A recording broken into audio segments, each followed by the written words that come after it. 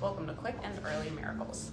Today I will be talking more about mindfulness and self-acceptance, and this at a practical level would be ways to address anxious type thinking or feelings of stuckness or any kind of like moodiness or conflict, because really this is your gateway.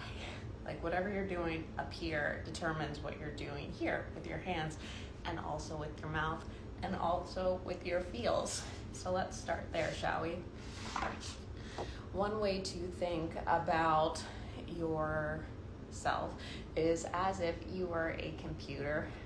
And so I did the old school one here. If you're in my age bracket, you know about that tower on the side. And if you're not, they're probably at museums. Anyhow, you have within you these programs, and I have an article about this published on Medium about, oh wow, like surprise, you're programmable. And essentially what I mean by that is you have these beliefs that you have picked up through your own life and also through our culture. And the beliefs are the programs. They act as if this, then that statements. Essentially, they say, if this is the stimulus, this is how to interpret it.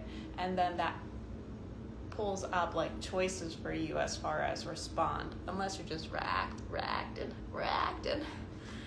And the beliefs that you have, and this is the cute part about beliefs, is like you believe them, you believe your beliefs. Many of the beliefs that you have, you don't even know that you have. They sit underneath the other thoughts that you have, and they influence those like blocks of thought, those topics, those ways of contemplating. For example, one of the programs you might have picked up as a child was that the way that you feel doesn't matter. Nobody sat down and they were like, Shaylee, you're real cute, but nobody cares. Instead, what you pick up is based on how the environment is responding to you. You think like, oh, must be this. And your subconscious, your brain, whatever, is like, noted, don't have emotions.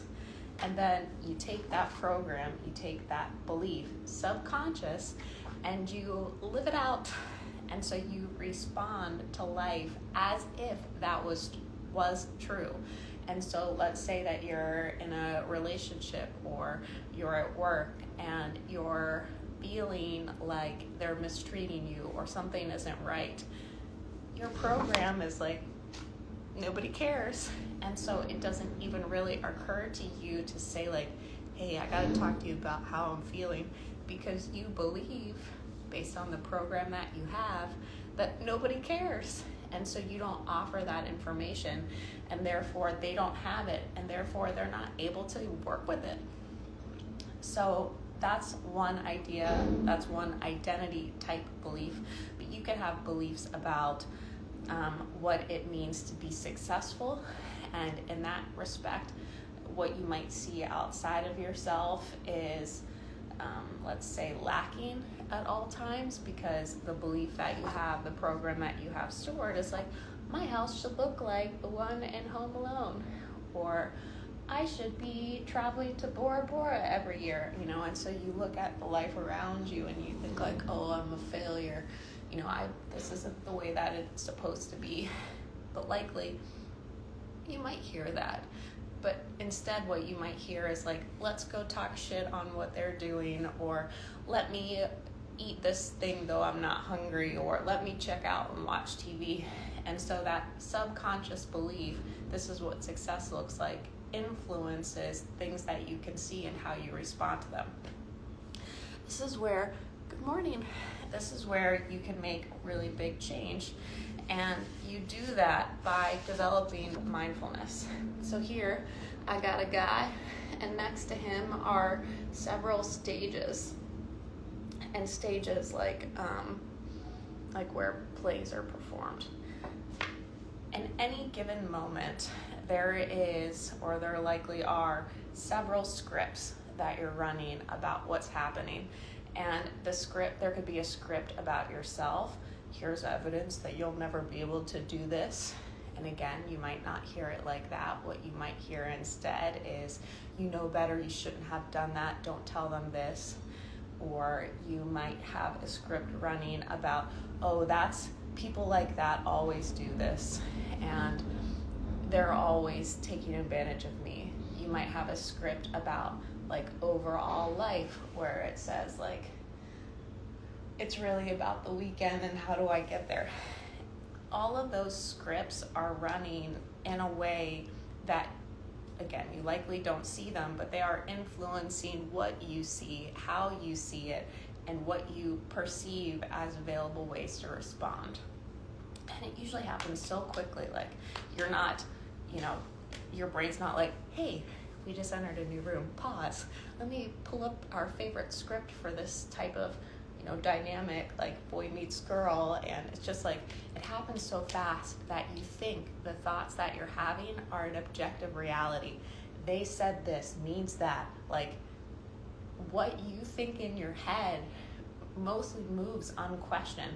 Even the questions about the questions, there is a familiarity to your headspace that hides a lot of things.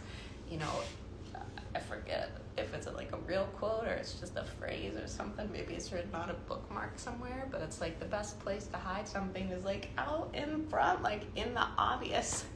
And that's really what happens with your headspace.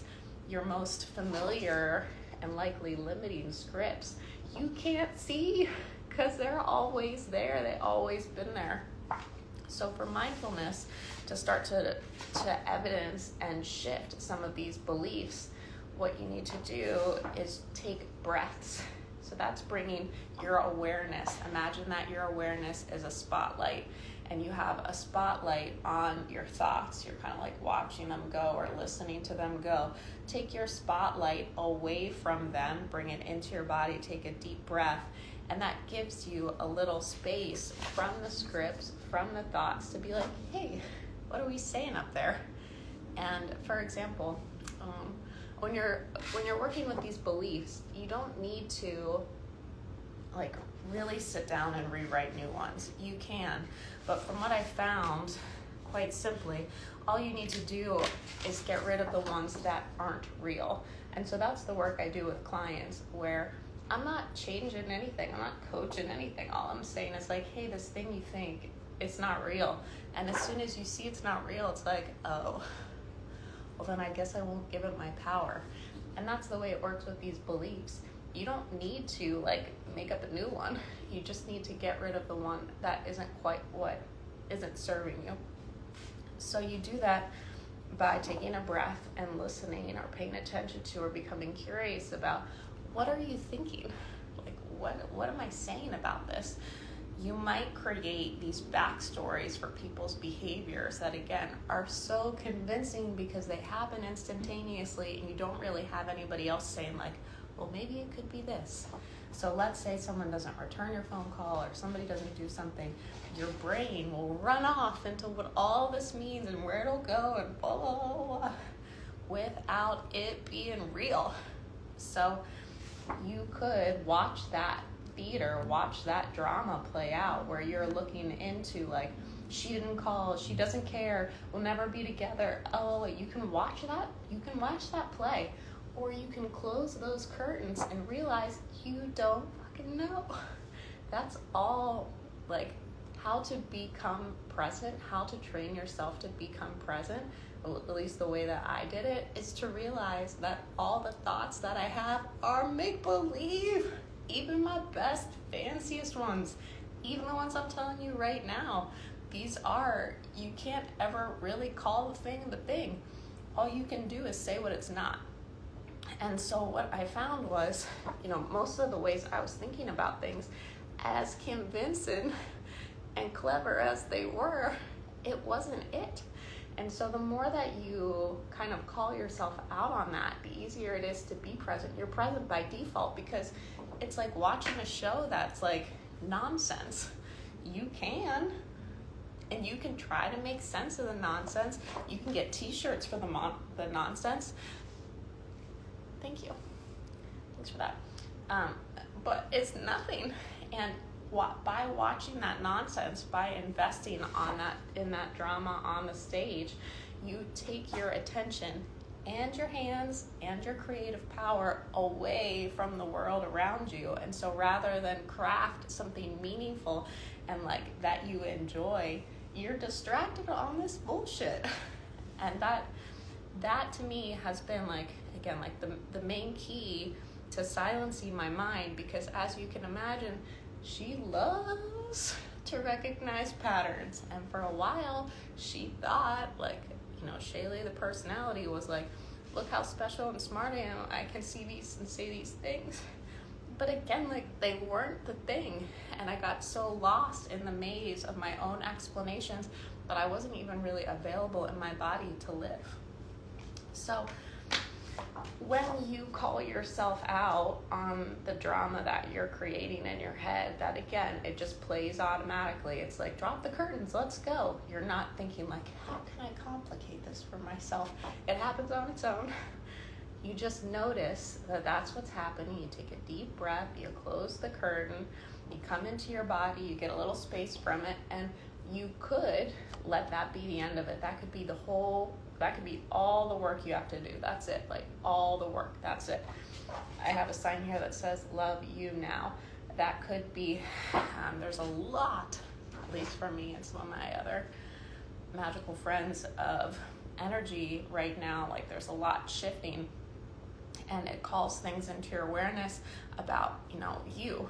Like for me anyhow, it's like, hey, that thing over there, like you thought that, like let's look at it more closely. And I see, I guess, ways that I was careless, or things that I didn't take care of in the way that I really meant, or whatever. I could create some drama in my head about what that means, how I'm a bad person, and where it'll go from here, and how will I ever, or I can accept that that's there, feel how I feel about it, and come back into the present, where again is the only place I can really do anything. Thank you, you too. So again, you can close the curtain, come into your body, come into the present, and that be it. If you need a little bit more, if your mind really has a strong grip on you and it needs a little bit more convincing that that's a safe thing, once you get space from the drama and you're sitting in the audience a little bit more comfortably, you can look at it more objectively. Lateral thinking is a phrase or a term or whatever that describes thinking from like another perspective. And so using that example of she didn't call, here's what it means, and all that drama, what you could do is once you disengage from this, you take a breath, you're in the audience a little further away from it, you slide over a seat, and you say like, what could be another possible cause? Even though I think quite certainly it means this and all these things, what else could be a possible cause? Well, it could be this, or maybe she didn't call for that reason, but it could go this place. Like, let yourself see that the objective reality that you're sold on is as objective as any other ones. It just, those didn't arise as naturally. And that's often because of the programs that you have. So sometimes you might have a program that's like, I'm a victim, I'm powerless. And so it doesn't matter what the fuck is happening. When you're watching the stuff on stage, it will tell you that story. And it doesn't say like, hey buddy, don't forget you're a victim here. What it says is like, how will you escape? Like, look how unfair this is. You're gonna suffer forever. Like, it says stuff like that. And it's because there's a program that interprets life in those ways. So again, some of those programs, particularly like the ones that make the biggest difference in your life, you can't see because they're how you see. Like you might come at life like it's something to be conquered. You might not realize that there's another way to have that experience. You might come at life like you have something to prove, or that there's somewhere to go, but you don't necessarily see that. It's how you see. It's, something comes out in front of you, and that's your approach. So you have programs on your approach, and usually they come from places of pain or fear. and sometimes it's yours, and sometimes it's your parents, and sometimes it's like, just luck of the draw. But those are the things that influence the quality of your life above all else, because they're telling you what to see, how to see it, and what to do in response. So if you find yourself in recurring patterns that you don't really like, again, we're just going to take a breath when you notice your head starts to go. And sometimes, I have to remember, I have some journals from when I was in maybe 12, and I was reflecting on real, things. And so I don't know if I entertained those thoughts in my head. I don't know if I heard them before I wrote them out, or if they just came out in that. It's not, I can't remember when I started to notice I was thinking, and when I started to put weight to it. So when I'm saying this, it sort of, I guess, implies that there's some awareness of thoughts. And I'm not really sure. That's an interesting thing. I guess I would imagine if you're this far into the program, you know a little bit about what I'm talking about. So I'll leave that go and just kind of actually, so this is a good lead in. So that's a question that I have now. Prior to surrendering my mind, I would have tried to figure that out with myself. How? Really try to run the numbers. Now I have a question and I just pass it off and let it come to me. No kidding. I let what is this? I have my question, I put it in my little Santa's mailbox, I drop it, and I go do something else, and then the information that I'm asking for is revealed to me. Not even kidding. And I think that's true for everybody, because we're conscious of our own minds generally, not, again, I'm saying, not even much of it, but there is also a field of information that exists outside of it, the collective mind. And if you would have told me that before, I would have been cute. But read any inventor, anybody, there's so many biographies that are just comes to me. Yeah, there's this bank of information that exists outside your body. Abraham Hicks is how this happens. You tune into these, ideas. This happened the other day. What happened? I hear words and see things that I could not have come up with by myself. I wouldn't know them. I don't know them. Sometimes I'll be working with a client, I'll get a word. I don't even know what it means. So I have to look it up to make sure it's appropriate. And this is available to everybody, but if your head is caught up in your own drama, which is old noise, you don't have space to get this stuff. And that's where the good, fresh ideas are. IMHO. So I'm going to wrap up for today. Does anybody have any comments, questions, stories? If you're watching the playback, it's always really helpful to me to hear what's helpful and what topics you're interested in. So just in recap today, we talked a little bit about how to resolve anxious thinking, and I presented that by introducing or building on, I can't remember if I talked about this in an earlier broadcast, you got these beliefs in your head that run like programs, and they happen so quickly and automatically and quietly that you don't even see them. And these are the things that cause the majority of your discomfort, because they're telling you what to think about and how to think about it and what you can do about it. And to start to take control of that process, you notice whenever your mind is running some drama and some scripts, and again, it's likely just up in here, and it'll be really convincing, and you'll think that it's the real thing. And I'm asking, before you buy tickets to the whole season, take a deep breath, sit a few more rows back in the theater, and then again, like I said, that could be the end of it. You could just let yourself return to the present. Or you can ask some questions about the drama on the stage. This coming to the present seems like enough to retrain your neurological patterns. This is all you need to train. if you want to do an in-depth study of why you're scripting things and how you're scripting things, like, you can, it's fun, I did it, but it's also not present. And if you've seen some of my other stuff, like I was emphasizing earlier, you can, no matter how good your answer is, no matter how good your explanation is, like, it ain't the thing. So, I mean, you can, and sometimes you have to loosen the grip of the mind. Like I said, for me, I really had to, like, my mind really wanted to know stuff. It really wanted to be right. And so it took a lot for me to be like, hey, wow, I can't be right, I can't know. For me really to relax and just be here. When I was younger and dating, I got stuck in my own head way too much. I always thought the worst. Yeah, it's interesting, you know, you think the things and you, again, think that they're real. It's wild how convincing we are. All right, thanks so much for coming, everybody. Have a beautiful day.